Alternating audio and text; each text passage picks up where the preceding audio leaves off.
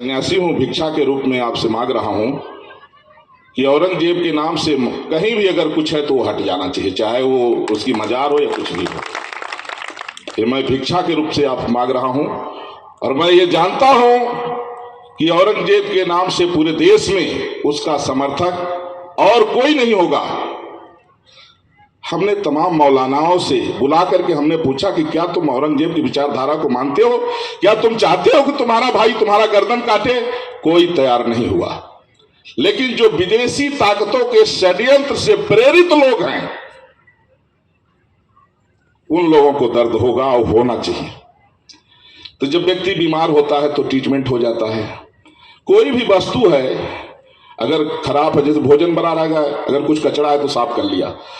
तो उसी तरह से मैं चाहता हूं कि जो राष्ट्र विरोधी विचारधारा है और जो धीरे धीरे बढ़ रही है, दूसरे को भी लोग जो है जैसे बर्ड फ्लू वगैरह होता है उसी तरह से लोग कर रहे हैं, ये राष्ट्र विरोधी विचारधारा समाप्त होनी चाहिए। हम लोग तो मानवतावादी हैं, हम तो चींटी को भी बचा के चलते हैं और मानवता को ही दुनिया में चाहते हैं। सनातन मतलब हिंदू का मतलब ही है जो सबका शुभचिंतक है उसे हिंदू कहते हैं,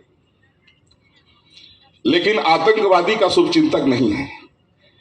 जो आतंकवादी है, जो बहन बेटियों की हत्या करने वाले लोग हैं, ऐसे लोगों को सही जगह मिलनी चाहिए। जो इस तरह की विचारधारा के लोग हैं उनकी जगह यहां नहीं है, उनकी जगह जहन्नुम है, जहां उनको समय से पहुंचा देना चाहिए। जो भी राष्ट्र विरोधी विचारधारा, क्योंकि एक व्यक्ति अगर औरंगजेब की विचारधारा को लेकर के बोल रहा है या कुछ कर रहा है, वो 10 लोगों में संक्रामक बीमारी की तरह संक्रमण फैला रहा है। इसलिए छत्रपति शिवाजी महाराज का जो संकल्प था हिंदवी स्वराज्य, उसको हम सबको मिलकर पूरा करना होगा। हिंदवी स्वराज्य का मतलब हिंदू राष्ट्र। अब दुनिया में 157 देश ईसाइयों के हैं, किसी को दर्द नहीं हुआ। 57 देश इस्लामिक है, किसी को दर्द नहीं हुआ। देश का बंटवारा धर्म के आधार पर हुआ तो किसी को दर्द नहीं हुआ। पाकिस्तान बांग्लादेश मुस्लिम राष्ट्र घोषित हो गया, किसी को दर्द नहीं हुआ। वहां 99% हिंदुओं की हत्या हो गई, किसी को कोई परवाह नहीं। बांग्लादेश में आज भी जो है रोज आग लगाई जा रही है, हजारों हिंदुओं की हत्या रोज हो रही है, किसी को कोई परवाह नहीं। कम से कम भारत जो हिंदू मुसलमान के नाम पर बटा और हिंदुओं को हिंदुस्तान मिला, मुसलमानों को पाकिस्तान बांग्लादेश मिला, तो हिंदुस्तान जो है ये हिंदवी स्वराज्य संवैधानिक रूप से यानी हिंदू राष्ट्र घोषित हो जाना चाहिए, इसमें देर नहीं होनी चाहिए। अब सही बात कहने पर अगर हम अपनी बहन बेटियों को कहें कि किसी जिहादी के चक्कर में न फंसना, तो लोग कहते हेट स्पीच दे रहे हैं बाबा।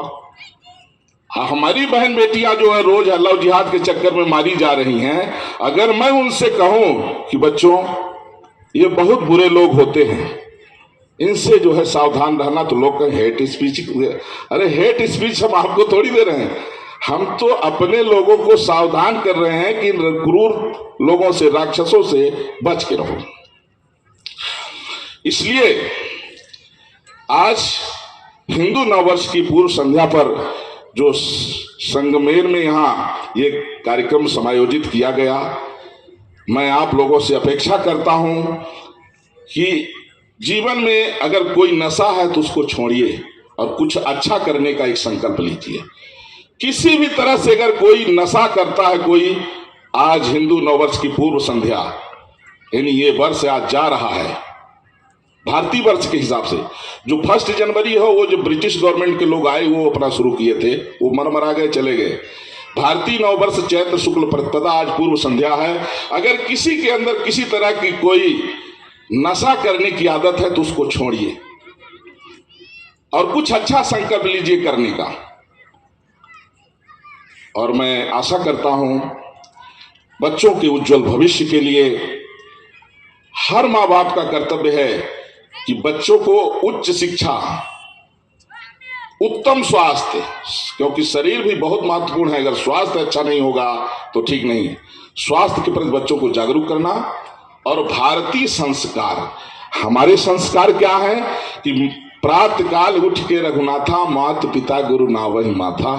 भगवान भी धरती पर आए तो सबसे पहले माता पिता को प्रतिदिन सिर धर के प्रणाम करते थे। ये हमारी जो संस्कृति है, ये संस्कार जो है बने रहना चाहिए। अगर माता पिता का आज्ञा का पालन पुत्र कर रहा है तो आप समझ लीजिए राम राज्य है। अगर माता पिता की उपेक्षा हो रही है, वृद्धों की उपेक्षा हो रही है, तो आपको नरक जाने की जरूरत नहीं, घर में ही नरक है। इसलिए राष्ट्र और धर्म पर चर्चा हुई। आज का ये जो कार्यक्रम ओजस्वी भारत फाउंडेशन के तरफ से समायोजित किया गया, सभी पदाधिकारियों को धन्यवाद। और महंत एकनाथ महाराज जी जो थोड़े से शुरुआत किए, इन्होंने कहा गुरुदेव मैंने इसको मंत्र मान लिया कि अगर एक व्यक्ति का भी भला कर सको तो करो।